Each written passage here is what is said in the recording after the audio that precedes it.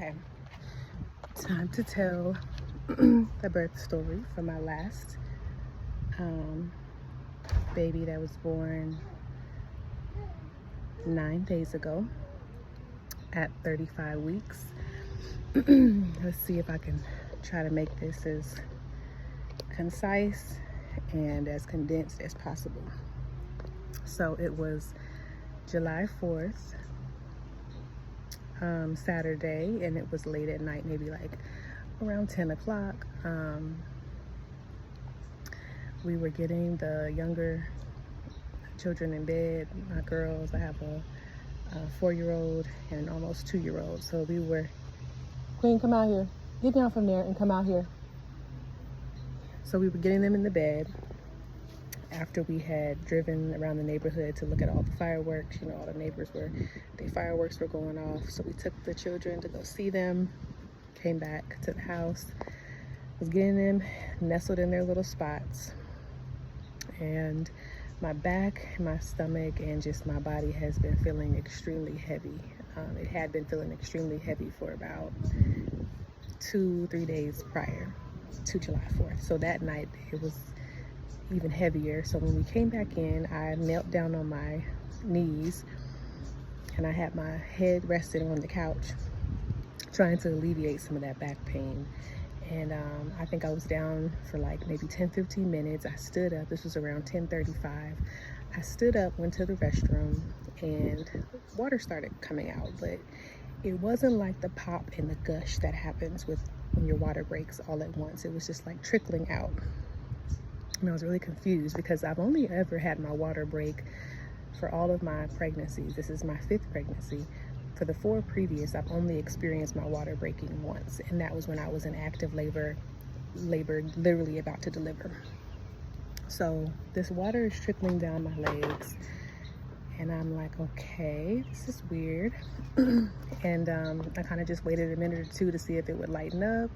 It didn't, it kept trickling down. So I went out to the garage. That's where my man was in the garage. You got your bubbles? And so I good job. I ran out there and I was standing there and I looked down and I looked at him and I was like, something's happening. And he was like, what's happening? And I was like, I don't know, there's water coming out. And so he looks at me, I look at him, and he's like a little shaken up, like, okay, let me get my head in the game because this seems like something's going on. So he's like, call the midwife. And I'm like, okay, but the midwife can't come or help because we're only 35 weeks. And we had planned on doing a home birth like my previous 2 babies. So, you know, before a certain period in your pregnancy, it's safe to do it at home, like for a home birth. 37 weeks is what I was told by the midwife. We're 35 weeks. So I'm like, I'll call her and ask her, like, do I need to go to the hospital? So I called her. She didn't answer. It was late. She probably wasn't expecting a call from me out of all of her clients. So then I text my good sister friend, who is another birth worker. She's a doula. And I'm like, should I call? Like, what do I do? And she's like, yeah, call the midwife. I'll try to call her for you. So she called her for me, got in contact with her. Then finally the midwife called me back. And she's like, yeah, you need to go to the hospital. Go to the nearest hospital, even if it's not the one that you're supposed to deliver at. So fortunately for us, we live by a hospital, a branch of Emory. Now, it's not a hospital that delivers babies, but it's like an emergency type hospital. So we did go there. Right, we got off the phone with her. I mean, I have no bags packed. I have nothing but myself. I'm looking crazy. It's nighttime. I'm about to get into bed. So I have nothing. So he put some blankets in the car. My man puts blankets in the car so I don't get my sister, her car wet. And I'm like, oh gosh. So he pads the car. We put the blankets in the car. And take your bubbles over there, Mama, on the grass, because it's loud, right? It's loud over here, and I'm trying to do a video. So take them over there. Don't spill it. You're spilling them. You're spilling them. Okay, right there is fine. So we get in the car. We go to the hospital. Hospital maybe like It's maybe like 10 minutes or less away. Very, very short drive. Thank God. We get there and they're like, I'm walking in, I have a scarf in between my legs to catch the water that's steady falling. And they obviously see I'm pregnant. They see me limping in. They see that I have this scarf between my legs, and they're like, yeah, go to the kiosk and check in. And I'm like, what the fuck? Like, the kiosk? What? Like, I'm about to have a baby possibly. You telling me to go check myself into a kiosk? So we go over to a little kiosk, put our stuff in, and then they immediately take us back to some random room. And the nurses come in and she's like, listen, I can deliver you if I have to, if the baby decides that it's just not gonna wait, but we don't deliver babies here. So you need to get transferred to a hospital that specializes in babies and delivering babies, which thankfully, again, there were 2 other branches from that hospital that I could choose from. Now, I didn't know which hospital I was supposed to deliver at. I was seeing an OB, like a doctor, regularly, outside of the midwife. But I didn't remember which hospital she told me, because when she said it, I was like, yeah, no, I'm not going to deliver at a hospital. So it went over my head. So they're asking me, where do you want to get transferred to? And I'm like, it's either Emory Midtown or it's either Emory Decatur. I'm pretty sure it's not Emory Decatur. Pretty sure it's Emory Midtown. So they're trying to figure out if they'll accept me. They call whatever. They come back to the room and they're like, okay, Emory Midtown, they're going to accept you there. So we're going to get you transferred there. I guess the nurse goes and does a little bit more research after she asked me what doctor I've been visiting regularly. And then she's like, actually, you're supposed to be at Grady. But Emory Midtown already accepted you. So what do you want to do? So there's confusion. I'm confused. I don't know what the hell I want to do. Just get me somewhere where I can have this baby. So then I'm like, if I'm already accepted to Emory Midtown, let's just go there. So they're like, cool, we're going to put in the transfer request. So they put in the transfer request. I did not know that we'd be in that little hospital for up to 2 hours, because all of the EMS vehicles, all of the ambulance, they were all booked, taken. Emergencies everywhere. It's July 4th. Yes, I'm doing the video, Mama. There's, accidents happening everywhere, overdoses, who knows what's going on, car accidents, people drinking and driving. And I'm just here waiting to get transferred so I can have a baby. So we're there, and they keep telling us all these times, the bubbles, they keep telling us all these times, like, oh, they'll be here by this time. So we're like, cool, and I'm just here. Water's just steady gushing out of me, yes. And I'm just like, okay, the water's still coming now. We're going on 4 hours of water steady coming out of me, and 4 hours, and I'm still not in nobody's official labor and delivery room. Finally, they're like, okay, somebody's ready. There's an EMS. They're outside. We're gonna get you on there. We're gonna get you where you need to be. By that time, I had been at that hospital for 2 hours, I believe. Finally, we get on the ambulance. They hook me up. And I'm like, I mean, I could have just gotten in the car. We could have just driven there, but I'm going with the flow. I don't really know what's happening, so I'm just trusting God. We're in the ambulance. We go to Emory Midtown. They get us booked in, ask me 11 questions that I've already answered once again. And they get me set up, and they take me to the labor and delivery room. And I'm like, okay, wow, I guess this is it. I guess I'm really going to have this baby in the hospital. So at this point, I have trained my mind, and I have now accepted that baby's about to be born sometime in the hospital. And I'm being made aware that they're going to try to induce me if I don't naturally start, progressing and going into labor. Because even though my water was breaking, I wasn't like having contractions. Nothing was really happening. I didn't feel anything happening. Let me rewind. When I was at that first hospital, they checked me. They did a surgical check. And these people told me I was 5 centimeters dilated. So I'm like panicking low key, like I'm 5 centimeters, but I don't even feel anything. And in the back of my mind too, I'm like, this can't be true. So whatever, I'm going with it. I'm 5 centimeters. I'm putting it in my mind, about to have this baby. When I do get transferred to the final hospital, which was Emory Midtown, they did check me. I put up a fight because I didn't want nobody checking me again. If you know, you know. But they did, and they said I was 3 centimeters. So, not 5, but 3. Got a little bit of breathing room here, but I'm still like, okay.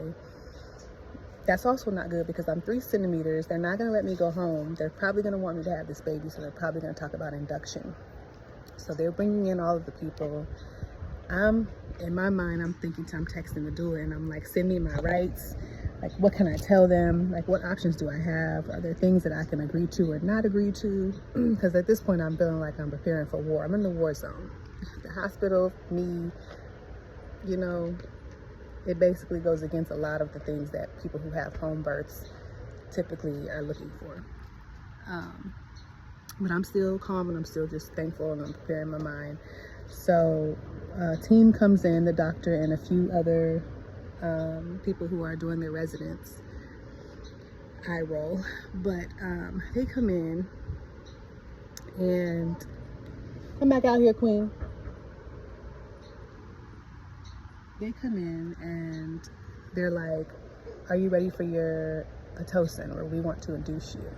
Because the amniotic fluid is coming out, and it's safer to have the baby out at this point than to keep her in, because you're losing your fluid. And I'm just like, I'm feeling intuitively like the baby's not ready to come out yet, and she's okay. So I asked them, how much longer can I go before y'all really try to push this on me? And they're like, honestly, we want to get this done, but we'll come back in a couple of hours. And I asked them, you know, can I labor on my own a little bit? Can I try to open up my cervix? And can I try to do some things on my own before y'all induce me? They're like, fine, we'll come back in 2 hours. So at this point, I'm thinking to myself, what are all the things that I need and that I want to happen during this delivery that I have control over, that I need to communicate with them? And in comes this nurse. There's a change, you know, when they do their switch over for their shifts. And in comes this nurse, this thin little powerhouse of a woman, an elder. I can tell she's older. She comes in, and her name is Colette. Shout out to Miss Colette, Nurse Colette. And then she comes in. They had delivered me some food, but it wasn't part of my diet. So I was like, can I call and can I get something else? And she's like, yeah, go ahead and check, and check on the menu and see what you want. I looked on the menu, and they said they were closed for that period. I think it was maybe breakfast or lunch. And Miss Colette is like, oh, no, baby, I'm gonna call them for you, because they can't be closed. You need to eat. And at that moment, I knew she was the right one to be there. Anybody that can kind of go against the little system a little bit and make sure that mama is good is perfect. So she called them, and I got the right food delivered. And I was like, I'm in good hands. And I asked her, how long have you been doing this? And she's like, 40 years. And that's the same amount of time the midwife who I'm working with, that she's been doing this for 40 years. So just the alignment was there, and I'm just so thankful. I loved her energy. She was very reassuring. She answered all the questions, and not only did she answer the questions, but she explained things to me without me having to even like pry for answers. Like, she was explaining things thoroughly, reasonings as to why they wanted to induce me, etc. Queen, come out of the garage. I can't see what you're doing back there. Come out of the garage. We're not in there playing with the stuff on the table. We're not in there. If I had to tell you again, we're going inside. You're going to take a nap. What are you in there getting into? You leave that stuff alone in there. You hear me? Do you hear Mama? Okay. It's a bottle opener. I open it. You don't open it. What are you? Come here. Come here. You stay out of there. So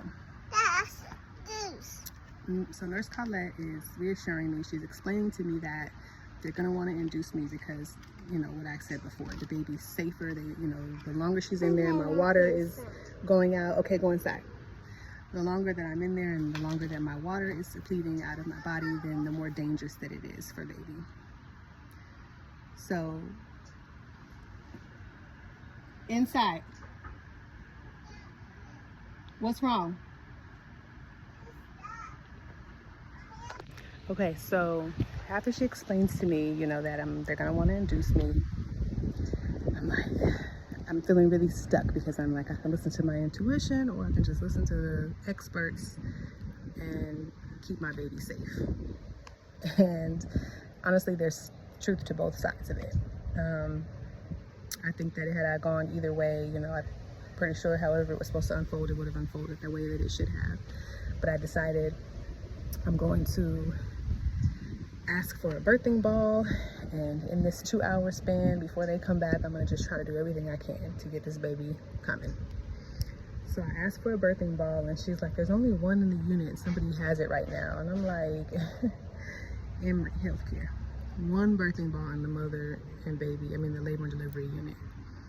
But then Miss Colette is like, let me go see what I can do. And she goes and finds another birthing ball. Shout out to Nurse Colette. So she comes back with the birthing ball, and I start to labor on the birthing ball.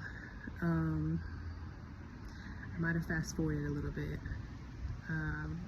I did. So rewind, I'm sorry, things are still a little blurry. The doctor did come back, and this doctor was a different doctor because I think they did another shift change. And this doctor was a sister. She was a melanated sister, and I loved her energy. And she came in a little bit less forceful than the first group of residents, whatever you call them, doctors in training. And she explained to me again about the induction process and what the choices were. And so I just said, I'm just gonna surrender and I'm gonna let go. And I'm gonna let them give me this Pitocin. Now, I've had Pitocin before with my son. That was 13 years ago. I had him in a military hospital, on a military base, with an induction with no epidural. 13 years ago, I don't remember. I remember that it was painful. I also remember that it seemed quick, but I might be wrong. So I'm just like, I've done this before, get it out, I'll get the induction, fine. So Nurse Colette comes and she's like, I'm gonna give you a low dose. We're gonna just do a low dose, slow induction, little by little. And I agreed to that. So they gave me the Pitocin, they started it off, started feeling some things progress, started feeling little contractions. And I'm laying on the bed, just kind of waiting. And then I think at some point they started to turn up the dosage. I think they got up to like level 4. And the baby's heart rate had dipped twice. And so they come rushing in. I'm not knowing what's going on. They come rushing in and they're like, we gotta turn the Pitocin off and try to change you because the baby's heart rate dipped. And that's dangerous. We don't want that to happen anymore. So they turned off the Pitocin. In the back of my mind, I'm like, see, that's why I didn't want the Pitocin, because it's doing unnatural things, it's working against my body. But I'm here surrendering to the process. So they turned it off. Baby's heart rate got back regulated. That was scary because apparently they were all really worried. And I'm like, okay, what are we doing here? So then that's when I asked, can I get on the birthing ball? Because I don't want y'all to keep doing this Pitocin thing if it's putting the baby at risk. So Nurse Colette goes and finds me another birthing ball. She sets me up and she's like, you can birth on the birthing ball, but we have to keep you strapped up to the stress test machine so we can keep track of the baby's heart rate. So she's doing that. She set it up. I'm on the ball. I'm doing what I can. I'm feeling the contractions. They're starting to come a little bit stronger. And these contractions, let me just say, Pitocin contractions are nothing like regular natural contractions. They're like regular natural contractions times 10, in my opinion and in my experience, because it's literally forcing your body to contract. So contractions are getting stronger and I'm like, oh, here we go. I'm not sure the time span. I know it's hours upon hours upon hours. None of this is happening quickly. So I'm on the ball, then I'm like, the pain is getting a little stronger, so I'm like, I have to keep going to the bathroom to pee. I'm hooked up to all of these cords and machines. I'm frustrated, I feel suffocated. And they stressing me out low-key because they're like, they don't want the baby's heart rate to drop again. And I'm just at this point like, this is just, I really gotta lock in. Like, I'm really feeling really intense. I'm feeling tense inside. I'm feeling a little stressed, but I'm trying to stay calm, cool, and collected. So I keep using the restroom. Then Nurse Colette is like, let's get you laying down. Let's get some other things moving because baby's not, they came back and checked me again. I was still 3 centimeters. Even with all of the contractions coming closer and quicker, still not dilated much more. So then she's like, we're gonna get you on the peanut ball and have you laying down. So I did that for a little bit, and I'm feeling really intense pain at this point. The contractions are really intense. So I'm used to during laboring, I sing, I chant, I hum. When I'm in pain, I move my body around the way that my body needs to move, but I'm not freely able to do this in this space. So I'm asking, I'm like, Nurse Colette, can I do something else? Can we stand up? She's like, you can do whatever you want as long as you stay hooked up to the machine so we can monitor baby. So I kind of get in a new flow. I'm standing up on the side of the bed. Standing up feels so much better. I'm rocking, I'm swaying, and I'm able to just kind of melt into the waves. I like to call the contractions waves. And I'm just melting into them, and I'm like breathing, and it seems like the contractions are coming a little bit stronger, a little bit quicker, a little bit sooner. Still having to use the bathroom 11 times, having to get unhooked to the machine, back up to the machine. So annoyed at this point.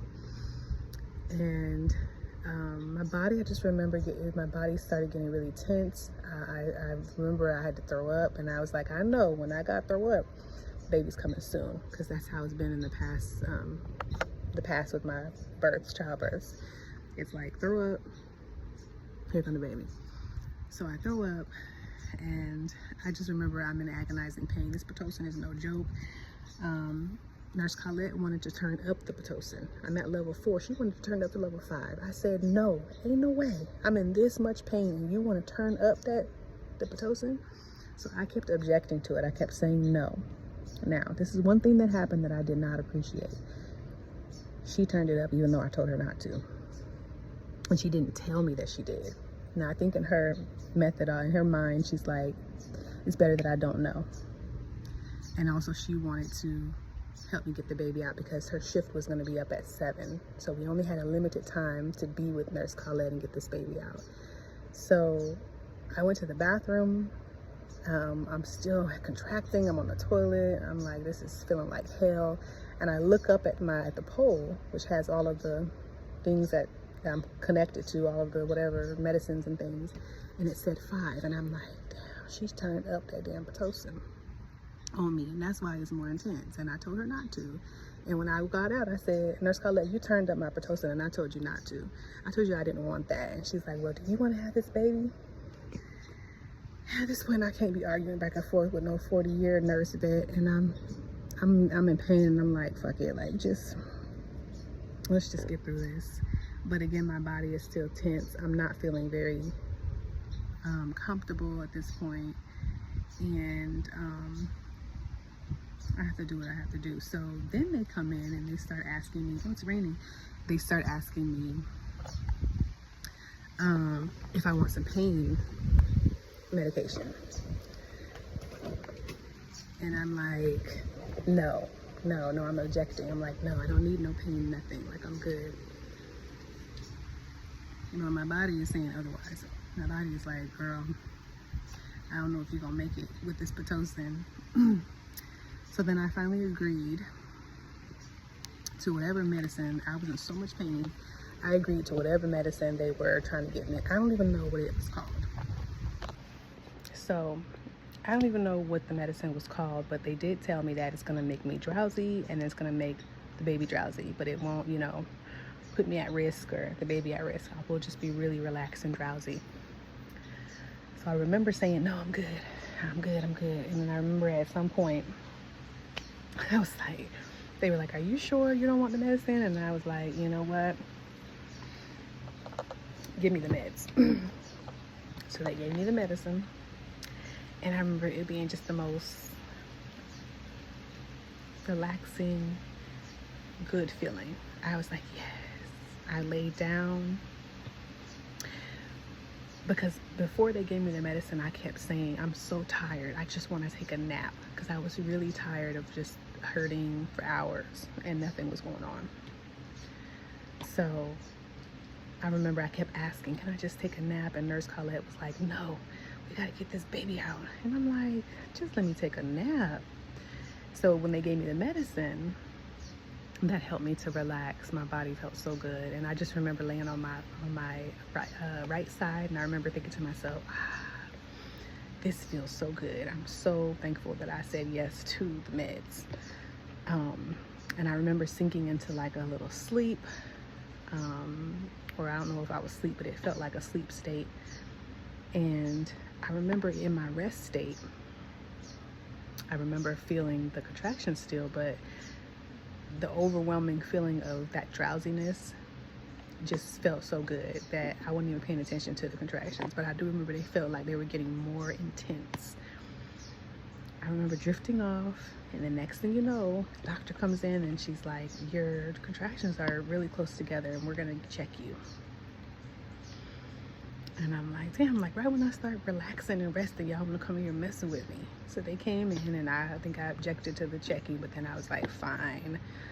So she checked me and she was like, oh yeah, we're about to have this baby. And I'm like, we're about to have the baby now? Like after I just started relaxing? So she's like, turn over so we can have this baby, because I was on my side. And they start gathering the people, whoever was about to be in the room. And I did request earlier, before they started the Pitocin, I did request as minimal amount of people in the room. I explained to them the sacred part of this process and how I don't want a lot of energy in there. I don't, especially if I haven't approved their energy, if I haven't felt it first. Absolutely not. I don't want all of these students in there who are learning. They can go learn with somebody else. And they just explained to me that everybody who would be in there would have a specific job. And I did meet most of the people that were there before they came in. So, and here they come filing in, and I'm like, shit, I guess I'm about to have the baby. I'm drowsy, but I'm still present. So I'm like, okay, I'm about to have this baby. So, they come in. At this point, I turn onto my back, and I'm like, okay, well, I guess I'm gonna push the baby out. And the doctor comes and sits in front of me, and she starts telling me, okay, push. But I know from previous experience, 4 times, and especially the last 2 times at home, the natural way, you don't just push. Just because you don't just push. I've never in the last of my 2 babies have pushed out. I've always breathed the baby out. So I'm not listening to the doctor. I'm listening to myself and letting myself guide me into birthing the baby. And she's telling me to push, and I'm just like, yeah, okay, whatever. But I'm waiting until my contraction. So I'm telling her as well, I'm not contracting right now. You know, I can't push. And then I'm like, okay, I'm telling her now I'm gonna push. I say push, but I know I'm not pushing. So I tell her I'm having a contraction, I'm gonna push. So she's like, okay. And you can feel the energy heightening up. Everybody's like, some people are scared. I feel fear, I feel excitement, I feel all the energies in the room. And Nurse Colette, bless her heart, she's like trying to be a cheerleader, but you know that elder energy sometimes can be more very pushy than it is encouraging. And so she's like, they're like, hold your legs up, come on, focus. And I'm like, y'all want me to hold my legs up while I'm drowsy and while I'm in pain and while I'm about to push a baby out? You want me to hold my legs up? At this point, I'm irritated. They're like yelling at me to hold my legs up. I'm confused. And I'm like, this has never been a part of my birth process. I've never had to hold my legs up. Super bougie vibes over here. I'm like, never have I ever had to do that. But I'm trying to hold my legs up. And in my mind, I'm like, fuck this. Like, I'm not holding my legs up. So then Nurse Colette is like, focus, hold your legs up, and you gotta get this baby out. And I'm feeling her energy. It's a lot of pressure that I'm feeling coming from her way. So this is what I think is the funniest part of my birth story. I looked at her and I said, shh. I told her to shh, and I told everybody to just shh. And that was my way of gathering the energy and taking charge and kind of just calming it down, because it was too much for me and baby. And Nurse Colette snapped at me. She was like, don't tell me to shh. I'm trying to help you have this baby. And I just tuned her out because I'm like, don't start tripping on me now. I'm about to push this baby out. So I ignored her. But then in the background, somebody, I didn't know who this person was because I don't think I met them, but it was another maybe nurse or student, whoever. And it sounded like a white lady, but she was like, she knows what she's doing. So she was advocating for me in the background. And the doctor then kind of took a step back and was like, yep, you're right. I'm just going to be here. And I was so grateful for that because I've never, in my last 2 births, I didn't need help in telling me, I didn't need help in telling me like when I need to push because I'm very in tune with my body and with the contractions and stuff. So I appreciated that. And I sent her some love energetically, even though I was trying to push. What's up, mama? Are you supposed to be out here? So after I kind of told everybody to shush. No, get back in here. Get back in here. After I tell everybody to shush, I start to feel the contractions, and then I'm guiding myself internally, even though there's a lot of noise outside of me, and I'm breathing the baby through. And so they're like, push, push, and I'm still kind of just listening and tuning them out and feeling. And then I felt it, and I was like, I know she's coming. And I told him, I'm like, she's down there. And so then I proceeded to, so at this point, the baby's about to come out. I feel her. I feel the pressure. I remember the doctor saying, let me know if you feel like you have to poop. And I know what that means. So I kind of just, I don't really know the amount of time that elapsed, but I'm laying there and I start to feel the baby crowning. I feel that fire, the ring of fire as they call it. And I tell the doctor, I'm like, I feel her down there. I'm about to push.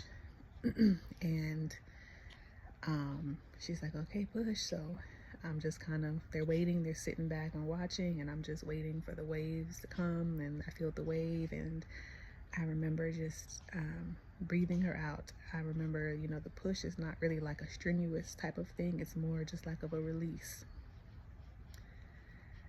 So it might have been like 2 or 3 pushes, and out came the baby, and they laid her on me. And I tried to pull her up to my breast, but they were like, no, like her umbilical cord is really short, so don't pull anymore. So she kind of just laid on my stomach until I was able to, Dad came and cut the cord, and then I had to get the placenta out, which took a few minutes. And then once that was out, of course, I felt all the relief in the world.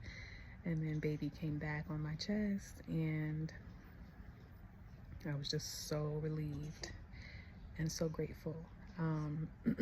They weighed her and they said that she weighed enough. It was like no concerns. Got to breathing, she got her little cries out, and I was just blessed and pleased that she didn't have to go to the NICU, being that she was born at 35 weeks. So they let me keep the placenta, of course. That's something that we discussed when we got there. They asked me, did I have to bag the cooler? And I love that a lot about Emory. I will say, because that was one of the things that they asked beforehand, and they made sure that we had what we needed to take the placenta home. In my previous experience in a hospital, it was a little bit of a fight with that placenta. So I was grateful for that. Dad got the placenta in there, cut the cord. And also I just want to say that my partner was there. Dad, he was there the whole time. He just was very hands off, very low key, very grounding. He was more so praying and grounding the energy in the room, and just kind of there when I needed him. But for the most part, like, he let the nurses and the doctors do their thing, and he let me do my thing, because he's seen me do this twice before. So I was grateful for that. And she was here, Majesty Amaya, and she's here. She's nursing right now. but I will post some pictures as well. And that was my experience. Now, I did want to say also that, again, my last two babies were home births. The last one was unassisted, meaning there was no professional nurse, doctor, midwife there. We did have a wonderful birth worker, doula, who was there, and that was her first home birth by herself also. So that was a very peaceful experience, and I'm going to share that one next. That's the next birth story. I'm going backwards, so I'm going from the most recent and then back all the way to my oldest. So my last two were home births. This experience was, of course, a lot different, and it reminded me why I liked and wanted to do a home birth, just because of the peace. But for the sake of and the nature of having a baby born early before full term, it was a great experience, and everybody was divinely aligned with us, the doctor, the nurse. I really enjoyed just experiencing it, something different. I enjoyed being taken care of. I enjoyed the security and the safety and that feeling of, if anything does go wrong, I'm already here. I enjoyed just laying down afterwards in a place where, like, I have no choice but to lay down, where I can't get up and be doing stuff or have to take care of the other children. So I really enjoyed that. I enjoyed my stay. I think I stayed there for 2 days. It was really like they had to keep me for 24 hours just to monitor me and baby, of course. But then because of the timing, it ended up being like 2 days. Thoroughly enjoyed my 2-day stay at Hotel Emory. My room was great. I had a really good view, and the staff were all wonderful, very pleasant. Of course, I was annoyed the first night because they just kept coming in, like, right after you give birth. I mean, it was just ridiculous. It was like every hour, sometimes even sooner than an hour. And that really frustrated me, and I really wanted to holler and scream at everybody and tell them to leave me alone so I could sleep. But I didn't. So aside from that part of the hospital experience and the food, I mean, I was eating it. They did have vegan options. 1 or 2 of the meals was decent, but in general, the food was not where it was at. But again, I just was grateful just to be there. So if I had to rate my hospital birth experience out of 10, I would rate this an 8 out of 10. And yeah, I'm just grateful baby's here, and we made it home. And I have felt the best that I've ever felt after birth. I didn't tear. I meant to mention that. I didn't tear, so I didn't have to have an episiotomy, if that's what it's called. I didn't have to, get sewed up down there or nothing. For the first time, I had minor tears with my previous pregnancies, previous births. But this one, there was no tearing, and it really makes a difference because there wasn't any pain when I had to use the restroom for the first time. It didn't hurt, like, just to get up and down. So I'm really grateful for that as well. And I attribute that to not pushing against the contraction. I attribute that to listening to my intuition in my body and going with the flow of the wave, not necessarily listening to the people outside of my body, but to me and my body. So just a little tip for mamas. If you can feel yourself down there, if you don't have an epidural, and you're having a vaginal birth, don't push. It's like more of like you're using the restroom, like you're taking a poop, or like you're breathing deeply, and that will help immensely. I didn't drink okra water. I wasn't on my teas consistently because I just wasn't expecting her to come this soon, and I had no tears. So grateful for that. 8 out of 10. Thank you to all of the Emory Midtown staff and the mother baby nurses. Y'all were lovely. I hope y'all enjoyed this home birth story. Look at me. I'm ready to tell you about the home birth. I hope you enjoyed this hospital birth story, and talk to you on the next one.